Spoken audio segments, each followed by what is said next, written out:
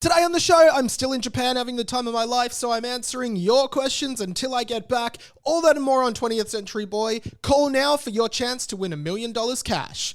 Terms and conditions apply. There is no $1 million cash prize.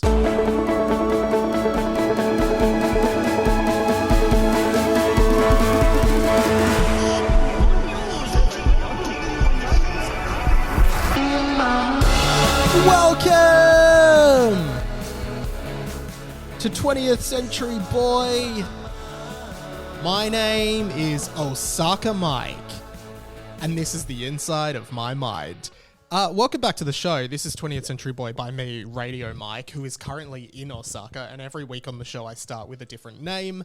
And actually, little detour on the different names at the start of the show. Quickly though, 20th Century Boy, the conversations you wish you were having about the stuff that no one else cares about. One-sided weekly conversation with me, Radio Mike, your pal from Melbourne, Australia. You know, just me and you chatting, but you can't chat back. But you can if you write into the show. RadioMikePod@gmail.com. Send me an email or just DM me on Instagram or DM the show page at TCBpod on Instagram or, whatever. Comment somewhere. I'll probably see it.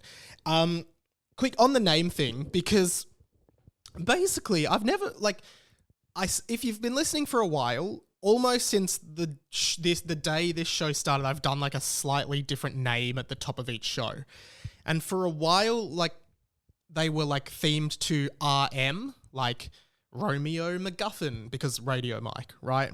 Then there was, then they just started becoming Mike puns for a bit. Mike Chemical Romance, Mike Fair Lady, Mike Neighbor Totoro. Lots of just Mike puns, which were fun. Then, now they're just getting tough, and sometimes you guys send them in and they're very helpful. But now what I realized is I've done since I can remember, and I don't know when this actually started, and it was, I don't even know if it was intentional, but every time I do an Instagram grid post, like a photo, and this has been since before I worked in this industry, before I even was Radio Mike, I would just hashtag it, say it was a picture of me at the zoo, I would do a caption and then I'd do hashtag Zoo Mike, right? And it was just this random fun thing I did. I never even thought about it, but I've just always done it. And it feels like that, people know me as that guy. When I do hashtag, Zoo Mike, hashtag Beach Mike, or hashtag Japan Mike, or whatever. It feels like people get around that and they comment other Mikes. So now I'm just, honestly, the name at the start of the show thing, it's just from now on going to be something relevant to that week, Mike. It doesn't have to be a pun. It doesn't have to be RM themed. It's just going to be something Mike. I don't care. That just makes it easier for me when I'm planning the show. So Osaka Mike, because right now, here's a little time travel craziness. You're listening to this, and it's the end of April, but I'm recording this 2 weeks ago. How crazy is that, right? If you listened to last week, yeah, I've been pre-recording because I'm currently on holidays in Japan, but I wanted to get a bunch of content out for you guys, still rolling out while I'm there. And when I was in Europe last year, I did a bunch of bulk episodes, and they went, I thought they were really fun and the content was good. So yeah, it just keeps the podcast rolling out while I'm away. I guess I wanted to get straight into it this week, I think, with some of the listener questions that have come in, and I appreciate everyone who's sent in questions. That's been awesome. This one, sometimes people send in similar questions or questions with similar themes that kind of get my brain spinning and thinking about stuff. So this came in from Radio Sean and also from Radio Dolphin Pants. Probably not his real name. Sean, they're two different people. Sean's name probably is Sean. Dolphin Pants' name probably isn't Dolphin Pants. But they're kind of in a similar world. Sean asked, what are some of the struggles of solo podcasting? Personally, I find it easier to bounce off a co-host. And Dolphin Pants also asked, are there any podcasts you would like to be a guest on? And And are there any episodes of the podcast you look back on more fondly than others? Now, all interesting stuff. And it got me reflecting because, like, you know, we're nearly mid-year. The time just gets away. The time disappears. It's nearly May. May's the 5th of 12 months. That's nearly 50%. So we're nearly halfway through 2024, which is just absolutely crazy. And I thought I'd just do a reflection, on podcasting, on my career, on what I've been doing, and just sort of talk about that. And these questions, like, are really great to sort of start with, particularly the question on solo podcasting, because right now I leave for Japan when I'm recording this.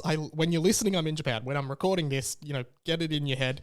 I'm recording this and I'm leaving in 6 days. And in the next 6 days, here's a bunch of stuff that I have to do. So, last week I recorded 2 episodes of Harry Potter and the Boys with Sam and last week's episode. Today I'm recording this episode that you're hearing and the episode you'll hear next week. And then Wednesday I'm recording 2 more episodes of Harry Potter and the Boys. Tomorrow, Tuesday, I'm recording this week's episode of 20th Century Boy. Not this week for you, this week for me, which is crazy timeline-wise. At the same time, I want to get a bunch of short-form content done for TikTok and stuff that can just roll out while I'm away and just schedule and put up. And then on Thursday, I'm producing a freelance podcast I work on, but I'm also recording Movie Club and Pat and Mike with Pat. So what's that? I've got to record 7 podcasts this week, which is crazy. And then I think I did this tweet and I thought it was interesting, the response I got. I did this tweet recently, or this X-eat, where I'll just read it out for you because this kind of goes hand in hand with the question that Sean has asked about solo podcasting. So I did a tweet and it is as follows. What people think podcasting is. Sit down with some mates and push record. What podcasting actually is. Planning the show, setting up recording equipment, managing files and data, filming the show, editing video and audio, uploading the podcast, episode titles and descriptions, social media clips and marketing, managing sponsors, Patreon and bonus content, listener interaction and fostering community, more. So that's just an interesting thought starter because I think, a few months ago, probably toward the end of last year, I did this bonus podcast on this feed that was just like reflections on my 5 years as an independent podcaster. Go and listen to that. I'm not going to retread on much of that, but someone also asked me, what advice do you have for someone starting a podcast? And I said, hey, listen to this. But the short kind of form of that is that when in my time of doing this podcast, which hasn't had a perfect run, there's been times where I've just taken weeks off because I've just been, sick or too busy or whatever. But in the time I've done this podcast, I've seen so many podcasts come and go. Just podcasts pop up, 7 episodes, see ya, was too hard. Because solo podcasting in particular is very hard. All podcasting is hard. There's pluses and minuses to both, but here's what I think for solo podcasting. This show, 20th Century Boy, to come out every week is like, there's a lot of work that I do. And sometimes I'm so motivated, I'm really keen. Some weeks I'm like, I have nothing to talk about. I don't know what I'm going to do. I can't be bothered. I'm too busy. I'm swamped. I don't want to do it. Sometimes that means I don't do it. That's rare. Sometimes I just do it anyway, and maybe you can't tell that I was feeling that way, which is good. That's probably how it should be. But, today actually I woke up, I'm like, I feel like I've got so much and I don't know how I'm going to handle it, and I feel really anxious, right? Those are the struggles. All of the content is generated through me, and for me as an independent podcaster, again, all of that work that I just listed is done by me. I also have producer Pat who helps out. But generally, like, this podcast is self-run. From everything you hear, me planning that, me cutting up audio grabs, everything you hear, like all the little, like, these things, all of that's made by me. All of these, all those openers that you hear if you listen to the show, all of this is made by me. Exporting it, video, uploading to YouTube, uploading to Spotify, Patreon, all of that stuff. It is all me, and it's all me It all has to be pushed by me. And that's hard. Like, honestly, that's hard. Harry Potter and the Boys, another podcast I do, which I know a lot of you listen to, with Sam Garlip, absolutely amazing comedian. That's hard, but it's easy in other ways. It's easy because when I'm with Sam, I don't worry in the slightest about coming up with content. I just know we're just going to start rolling and just bounce off each other, and I completely trust my on-air relationship with Sam that we're just going to have fun. And that's usually what happens. Like, me and Sam are never like, oh no, what are we going to talk about? Like, I always know it's going to be fun. Harder parts of that, I mean, honestly, I find it easier. I find podcasting with a co-host much easier. You're not carrying the entire weight. Even right now, I can't just stop thinking to think about the next thing to say, which if I was with Sam and he's talking, it gives me time to think about what I want to say and how to respond to him, right?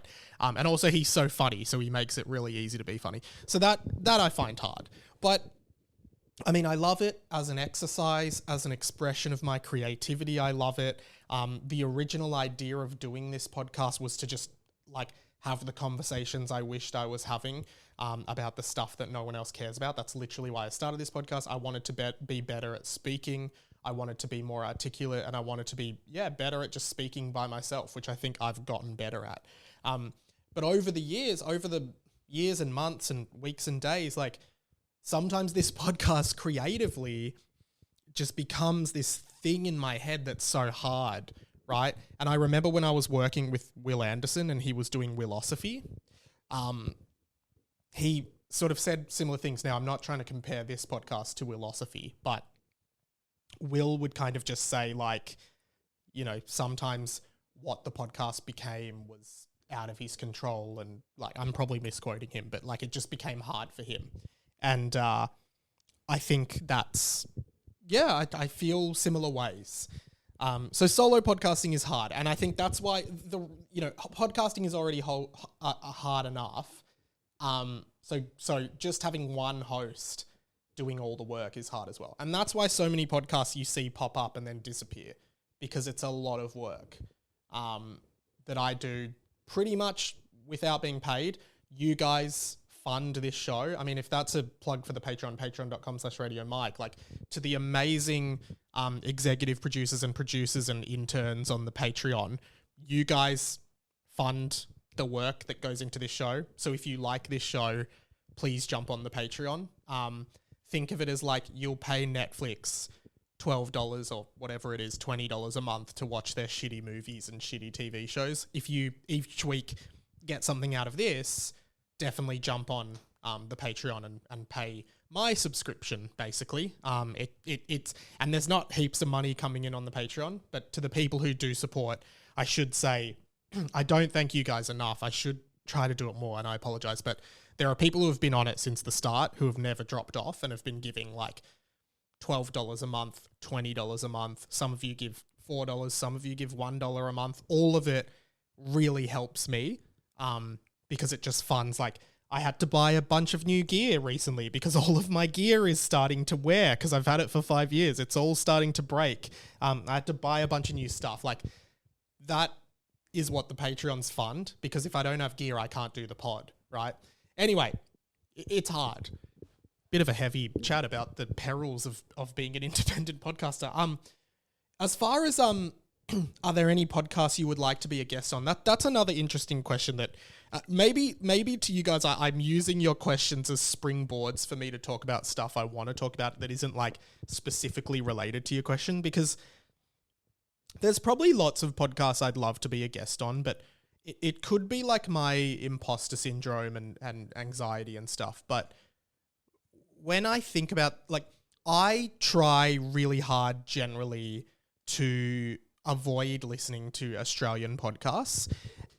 I listen to a lot of American and you know, YouTube shows of people that I don't know and have no connection to, because the thing is, being in the industry I'm in, like, I got into this industry because I loved podcasts and radio and I loved that.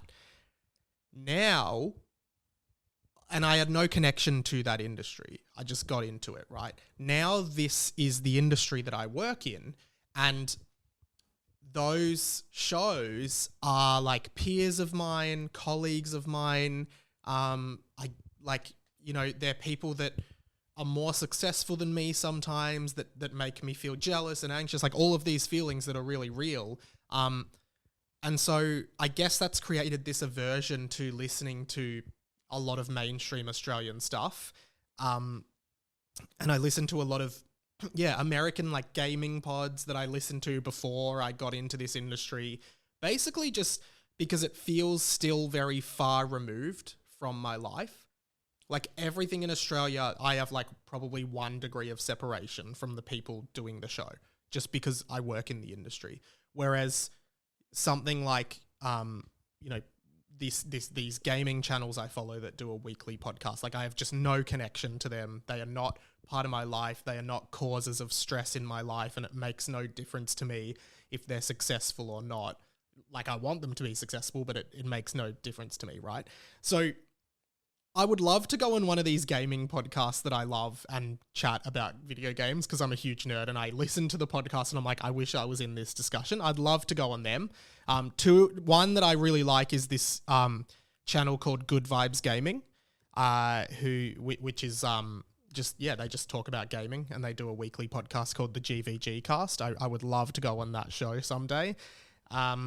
Aside from that, like in terms of Aussie stuff, again, like there's so many I'd love to, but I also sometimes feel like I'm not, and again, this is probably not true, but I sometimes feel like I'm not necessarily in like the clique of Aussie podcasters. Like I feel like I'm kind of, there's like this party and everyone's having a good time on the dance floor, and then I'm just sort of like standing by the side doing my own thing, and like I say good day to people, but they're like, oh, hey, and then they go to the dance floor, whereas I'm not a dance floor kind of guy, right?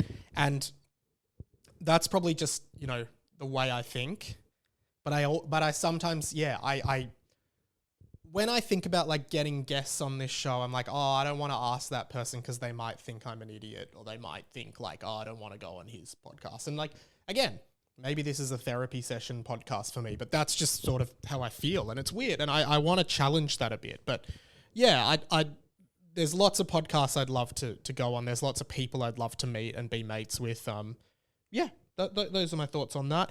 As far as, are there any episodes of the podcast that I look back on more fondly than others? Not really.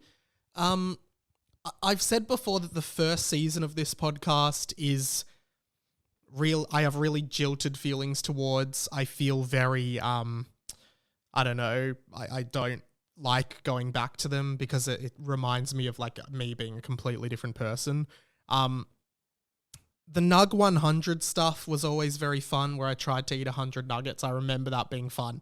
And maybe, no, I think that's, this podcast like has become sort of like a weekly blog and my thoughts week to week on various things. And I like the format that it is.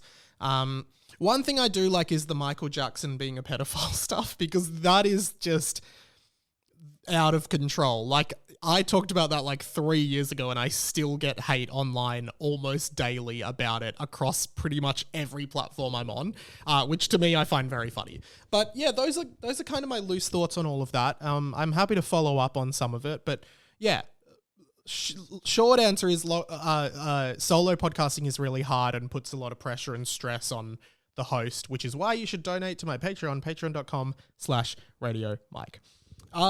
Great question. An interesting question came in from Radio Michael Leahy, who chatted to me, who sent me a message rather, and said, thoughts on the collapse of Australian music festivals.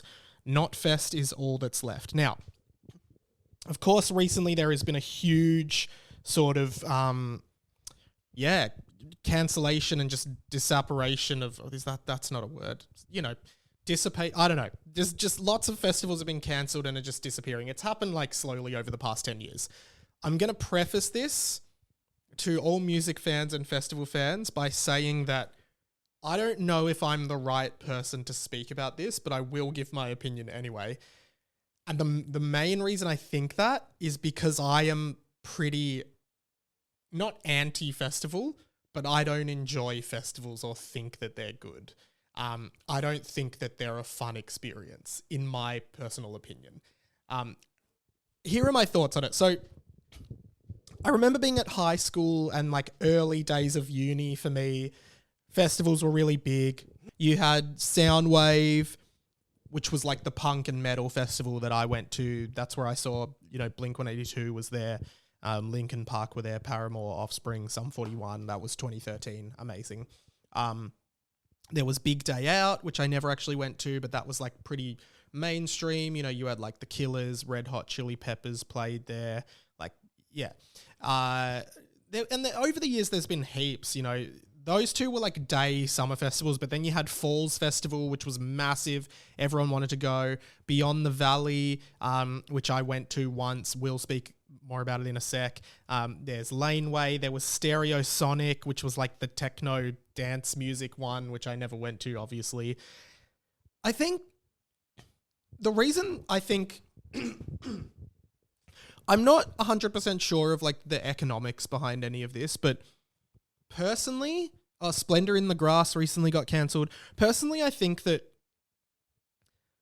Australia, is just really far away from the rest of the world. And I think a lot of big acts don't want to come to Australia to play festivals. A lot of big international acts. I think that might be it. And Soundwave is an interesting case study because they would always have really big international acts. Like they had Metallica, they had Green Day, they had Linkin Park, they had Blink. All of these, it was predominantly international, I would argue. That's 10 years ago. And there was this big controversy back in the day because the promoter of Soundwave was basically, I think, I don't want to say anything definitively, but there was some kind of scandal involving him. This is all alleged, but he was using the funds from the ticket sales to fund the next year's show. And it was essentially like there was no actual money. There was no profit. He was just using each year's funds to pay the next year's bands. But then like all the money was sort of falling out the bottom. Like the bands wouldn't get paid because he'd already be using the money from ticket sales to pay the next year's bands. And then he'd think there'd be enough money, but there wasn't. And all the international acts were like, we never got paid for Soundwave, all of that. I think that ruined a lot of Australia's reputation for being a good festival location for international acts. And I think a lot of mainstream big acts would rather just do their own shows than festival shows. And I think that is completely reasonable. I think festivals suck, particularly those camping overnight ones at New Year's. I think they're gross, dirty, everyone's on drugs, and that's not really my scene. It's cool if it is yours. There's always really limited resources, whether it be water, toilets, food is very expensive. They're just often very disorganized. There was an incident at Falls 7 years ago where people got trampled. It's just not, to me, it's just not a good look, and it doesn't make me want to go to them. And I don't want to go to a place where there's a bunch of first year uni students doing pingers and I always talk about this time at St. Kilda Festival where San Cisco, who were a light indie pop rock band from Perth, they were playing, and there were a group of teenagers doing a mosh pit death circle to San Cisco's light indie pop song Awkward or Fred Astaire or whatever they were playing.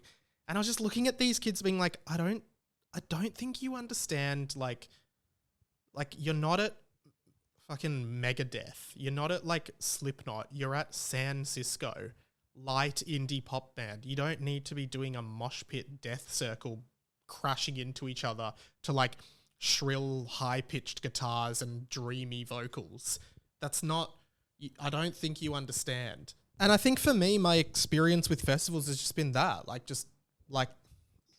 all logistical, what stage do I need to be on at what time, and it's 15 minutes walk to the toilets, and it's raining now. It just pain in the ass, like wouldn't waste my time on it, wouldn't waste my money. And I think, and just like, you know, the other thing is how expensive life is becoming at the moment, right? Like one like big part of my day-to-day routine is I get a coffee every morning. And now coffee's like $5.50 just for a normal sized coffee. And it's just like life is becoming really expensive. People can't afford to spend like $400 on a festival, 400 plus. And then you add like drinks and, you know, everything else you need to buy there, food. People can't afford that. It's cost of living. It's like the history of Australia and festivals. It's Australia being far away. It's also just like, to me, the reputation of festivals.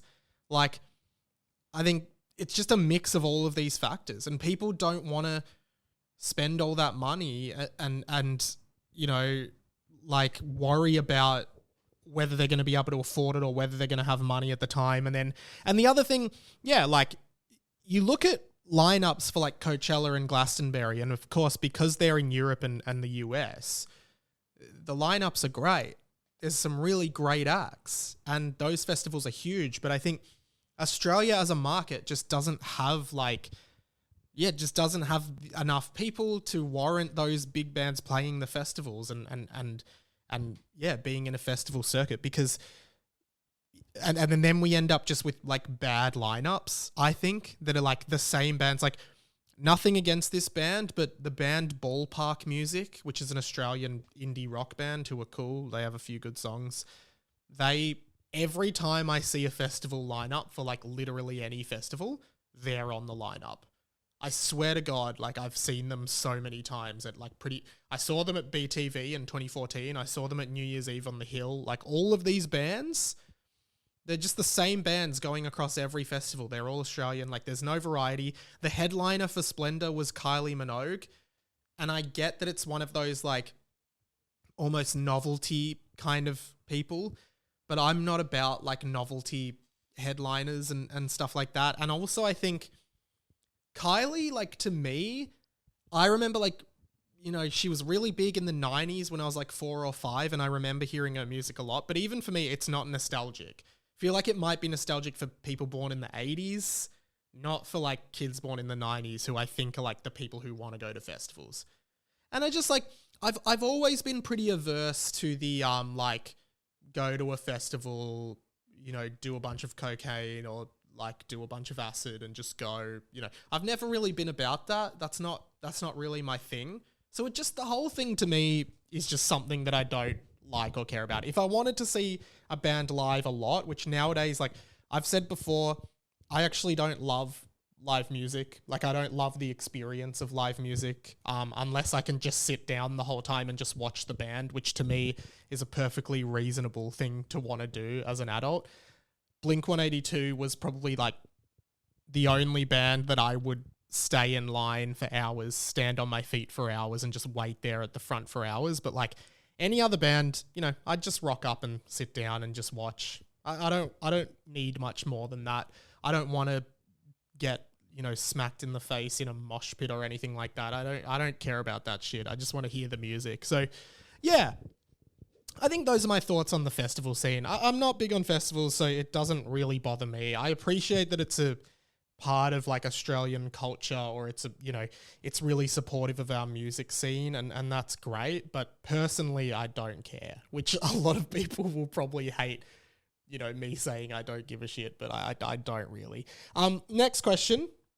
Time for Mike to get a bit nerdy, if I hadn't already. This came in 2 questions, one from Dolphin Pants, who sent in a few, but this one's from Big Showy, who said, who is your go-to character in Super Smash Brothers on Switch? And Dolphins Pants said, if you were asked to make the next Super Smash Brothers, how would you follow on from the masterpiece that is Super Smash Brothers Ultimate, which is the current game? Great question. I really want to talk about this. So Super Smash Bros. Ultimate is the Smash Bros. Game on Switch. I haven't actually played it for a while, but like it's probably like nearly 6 years old now, and it was like the best. It's probably my favorite game ever. I've spent thousands of hours playing online. It's a fighting game. I assume most of you are familiar with what it is, but basically, it's, if you watched my hard quiz episode, you know crossover fighting game from Nintendo. It's, you fight as Nintendo characters. There's various third-party characters as well, like Sonic, Pac-Man, Ryu from Street Fighter, Cloud from Final Fantasy. I'm going to list them off now because I love thinking about it. Sora from Kingdom Hearts. You've got Kazuya from Tekken. You've got Banjo-Kazooie from Banjo-Kazooie. You've got the hero from Dragon Quest. You've got Terry Bogard. You've got, who else is there? Joker from Persona. It was just, Super Smash Bros. Ultimate was just literally the ultimate fighting game roster. It was every video game fan's dream sort of lineup of characters you could fight against each other. Mega Man, Pac-Man, I already said, all these characters. It was great.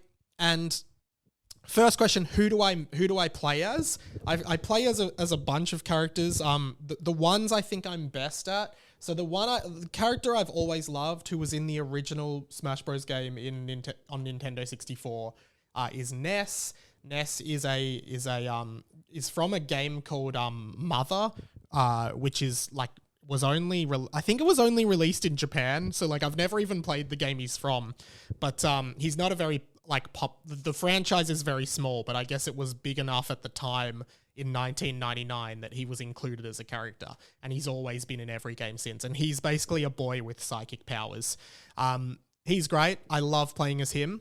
I also love playing as Jigglypuff, who has been in the game since the first one, who I think a lot of people laugh at Jigglypuff as a character because it's Jigglypuff, the Pokemon, who's just this pink marshmallow balloon kind of thing. But I've always loved the way Jigglypuff played. And then there's a character called Pokemon Trainer who basically swaps between three Pokemon, Squirtle, Ivysaur, and Charizard. And I think that's my favorite character in the series because you can just swap Pokemon and it's the original three sort of starter Pokemon families, which I love. I love that character so much. And I think it's a great representation of how Pokemon works. Aside from that, I play a lot of Mario. I play a bit of Banjo-Kazooie. I play Sora from Kingdom Hearts. He was the newest character, the final character added to the game. A bit of Mr. Game & Watch. Who else do I play? Oh man, this is making me want to play it right now, actually. I kind of want to just go play it. It's just over there, but I will keep doing the podcast. Don't say I don't do anything for you. Diddy Kong, I really like playing as. I'm sure there's so many other characters that I love playing as that I'm not really, Pikachu, I quite like. Mewtwo, I quite like. Lots of characters that I really like playing. But here's the thing, and it's a great question from Dolphin Pants, because the whole thing with Super Smash Bros. Ultimate is this game is so big, and, they do really big events around revealing the characters that are going to be in it, right? That's the big selling point, and they often go viral. They make these big CG animated trailers of characters being revealed to be in the game, and people go off. And I used to watch them all live at 2 a.m. in the morning because they were being broadcast on US time. And I would just fucking go nuts. I miss it a lot. And the whole thing with this game was it was Super Smash Bros. Ultimate. It was the ultimate version of the game. So what they did is any character that had ever been playable in the games was returned in this, because some characters just got cut between games just for development time or relevance or whatever. So, for example, Dr. Mario was in Super Smash Brothers, the second one, but then he got cut, but then he came back for this one. He's kind of just like Mario. Or a better example is probably Mewtwo, who was in Super Smash Brothers Melee, the second one, then got cut, and then he came back. Right? They brought Snake from Metal Gear. He was in the third one, Super Smash Bros. Brawl, but then for licensing issues or something behind the scenes, he got cut from the next one, but they brought him back. The Ice Climbers, they were in a bunch of the games, then they got cut from the fourth game because of technical difficulties, because they're a 2-in-1 character and they couldn't get it to run properly or whatever it was. They came back. And the first trailer for Super Smash Bros. Ultimate was called Everyone Is Here, and it just showed all these characters, and it was massive. I remember being oh my god, I cannot wait to play. It was just insane. Characters that hadn't been playable in 17 years came back, and it was epic. And then they just added pretty much any character that fans had ever pretty much wanted in the game got added to the game. And it ended up with this roster of like nearly 100 playable characters. It's very balanced. I think it's a very impressive feat in gaming that they were able to pull this off. And they also like obviously like so many negotiations to get a lot of these third-party characters into the game, whether it's Cloud and Sephiroth from Final Fantasy, or Kazuya from Street Fighter, or Mega Man, or Pac-Man, or Sonic, or Snake, or Simon Belmont from Castlevania. Like all of these characters, it's hard to get them in the game because they're third party. You have to pay money to license those characters and the music from their games and the assets from their game and everything like that, right? And it was a big feat, and pretty much throughout the whole development and when they were like revealing characters and trailers and stuff, the creator of the game, Masahiro Sakurai, said, this is called Super Smash Bros. Ultimate, and it is unlikely we will ever be able to do something of this scale again. It's like, it's now gotten so big that if we ever make another game in this series, it'll almost inevitably have to be smaller. Like it'll have to be different or smaller. We'll have to cut a lot of characters. We'll have to change a lot of it, which is where I think this question is coming from, because a lot of people are like, well, what would you do in the next game? Do you just reboot it? Reboot the game, do a completely new thing. Don't get rid of a bunch of characters, just go back to a base roster and like revamp a lot of the old characters' movesets or whatever it might be, which I think is a viable option. But like, I have two ideas for what I think the next Smash Bros. Game should be. The first one basically is I think they should just do Super Smash Bros. Ultimate 2 or like Super Smash Bros. Ultimate Deluxe. Use it, put it on the next Switch console because they're about to put out the Switch 2. Use it, put it on that. And all they have to do, in my opinion, is just put the game out, have like 5 new characters, and then announce that you're doing like DLC for 3 years. So there'll be like 15 more characters added over 3 years and people can buy that. Add a bunch more like single player content or whatever. Basically, what I think Super Smash Bros. Just needs to be is there's just one, they don't need to make a new game from scratch. Just use this game and just keep building on it. Like, as far as I'm concerned, the gameplay is perfect. They don't need to change that or update that. They just need to add more content. They just need to add more playable characters. And like, I'd be more than happy for them to do that, and I would definitely buy it again if there was new content on Switch 2. That's what I think. The other idea I have, which is a bit of a curveball, and I haven't heard many people talking about it, but I think it could work. And because obviously it's like a Nintendo crossover fighter, and like a lot of like Mario is probably the most represented franchise. So there's like Mario, Luigi, Peach, Bowser Jr., Wario, Yoshi, Rosalina, and Luke. Like there's just Piranha. There's lots of Mario characters. The second most represented, I think, is Pokemon. There's Pikachu, Pichu, Mewtwo, Lucario, Pokemon Trainer, Incineroar, Greninja. Like there's a bunch of Pokemon. I think the next Smash Bros. Game should be a spin-off, and it should just be Pokemon themed, and you just put a bunch of different Pokemon in the game. So a lot of like, Pokemon that would never get into the main game, but like you could put some of the really cool like Gengar, Machamp, like Arbok, all of these Pokemon that like people would really love to play as. I think that would be a great option. It would really refresh the game. It'd be like something completely different. Just Pokemon Smash Bros. That's what I think it should be. So I would do one of those two things. I think inevitably it will be a reboot. It'll just be like a new Super Smash Bros. Game, and they'll just sort of make it a little bit different. That's probably my least favorite option of the three. But it's either that, deluxe version, which I'd love, or a spin-off version, which would be like Pokemon themed. I've seen a few people saying they'd want like it to, because it's like a 2D on a 2D plane. I've seen a few people be like, they should make it 3D. I think that could work as a spin-off, but not as like a main Super Smash Brothers game. So those are my thoughts on that. Thank you for the questions. I've got 2 more things I want to do on this episode. So let's do one of these bad boys. Crazy historical fact!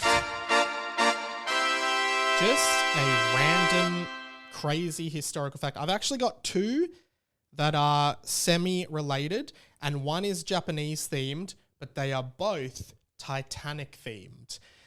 So I just thought both of these were interesting stories, historical stories of Titanic survivors. The first of whom was named Masabumi Hosono. He was a Japanese civil servant who survived the sinking of the Titanic on the 15th of April 1912. Now, you'd think that would be a good thing, but hear me out. So, just, some people say this segment's just me reading off Wikipedia pages, but I beg to differ. During the night of the 14th to 15th of April, he was awakened by a steward. He was blocked from going to Titanic's boat deck, from which lifeboats were already being launched, as a crewman assumed that he was a third-class passenger. Crazy on the Titanic that, it was just first-class passengers can go, third-class passengers, sorry, you've got to die. The rich just always win out. He eventually made his way past the obstruction and made his way to the boat deck, where he saw an alarm that emergency flares were being fired. Hosono saw 4 lifeboats. This gets good, don't worry. So far, it just sounds like the Titanic movie. Hosono saw 4 lifeboats being launched and contemplating the prospect of an imminent death. He was deep in desolate thought that he would no more be able to see his wife or children, and there was no alternative for him to share the same destiny as the Titanic. The lifeboats started diminishing rapidly, and he managed to get onto one, and was rescued. And he essentially, so he survived the Titanic sinking, and he ended up, going back to Japan, and it just started living a normal life. But get this, he was then falsely accused of forcing his way onto a lifeboat and even disguising himself as a woman, which was apparently not true. And then basically it led to him being this actually sucks. He was condemned and ostracized by the Japanese government. Hear this. He lost his job and was condemned as a coward by the Japanese press. The school textbooks in Japan described him as an example of how to be dishonorable, and he was denounced as immoral by a professor of ethics. He was seen as having failed to show the expected conformity and was believed to have selfishly pushed aside other passengers to board the lifeboat. As a result, he was subjected to muru hachibu, or ostracism. The perception was he had embarrassed children, and Hosono's failure to act as the Anglo-Saxon nations evidently expected their men to act caused embarrassment in Japan, but more because of the Japanese acceptance of Western values than because of their own traditions. Now, this is what's funny. So basically they're saying, you didn't conform to what everyone else was doing, which was just drowning and letting everyone else, all the women and children, go. You didn't conform. That's what the Americans do, and you didn't conform. And the Japanese are really big on conforming to the standards, I guess, of other cultures when you're there. And so he brought shame upon Japan for surviving the sinking of the Titanic, and they ostracized him and were like, yeah, you're not allowed to be part of our culture or community anymore. And they're like, you didn't conform. You should have drowned. If you drowned, you would have been a hero. But because you survived, you get ostracized. Imagine that. Imagine being on the Titanic and imagine if he knew, okay, if I survive, my country is going to ostracize me forever, and I'm not going to be welcome in my country and place of birth where I live. But if I don't survive, then I die and spend the rest of eternity in oblivion far too early. So he's gone, okay, well, I'll survive and I'll just see what happens. And it's led to it probably ruined his life. I can't believe that's insane. That sucks. Imagine having to choose, okay, survive but live a life of ostracism or die. And the expectation from the government is, well, you'd die. In that situation, you would die. You wouldn't survive. You just wouldn't. Hate that. And that made me stumble on another Titanic survivor. Now, this one might be a little bit more interesting. The world of Titanic survivors. Maybe we should do a special on Titanic survivor story. This guy's name is Charles Jochen. You're joking. Was a British-American chef known as being the chief baker aboard the Titanic. He survived the ship's sinking. And now you're never going to believe this. This is what this segment's all about. Just stuff where you're like, I can't believe that. That's absurd. He was on board the ship during its delivery trip from Belfast to Southampton, blah, blah, blah, blah, blah, blah, blah, blah. The ship hit an iceberg. We all know that part. Jochen was off duty and in his bunk at the time. He felt the shock of the collision and immediately got up, and word was being passed down that they've hit. And guess what Jochen did? He basically went to get drunk. While the ship was about to sink, he went and got drunk because, like, he was like, oh, I'll just get drunk, whatever. So he had a bunch of booze. And then essentially he's drunk. He's on the ship. Jochen climbed to the starboard side of the poop deck, getting hold of the safety rail so that he was on the outside of the ship as it went down by the head. As the ship sank, Jochen rode it down as if it were an elevator, not getting his head under the water. He was the last survivor to leave the Titanic, apparently. But how did he survive? Here's what it says. According to his own testimony, Jochen kept paddling and treading water for about 2 hours. Here it is. He also admitted to not being able to feel the cold, most likely thanks to the alcohol he had drank. And then essentially he was found and saved. He was rescued from the sea with only swollen feet. So basically, in a very different story to the last one, this guy's response to the Titanic, knowing that the Titanic was sinking, was, I'm just going to get drunk. Fuck it. Like, whatever happens. I just want to go out drunk, feeling good. So he goes and gets fucked, which then he's on the ship while it sinks, riding it down like an elevator. And that is what causes him to, that is ultimately what allows him to survive, because he was so drunk his body couldn't process the cold.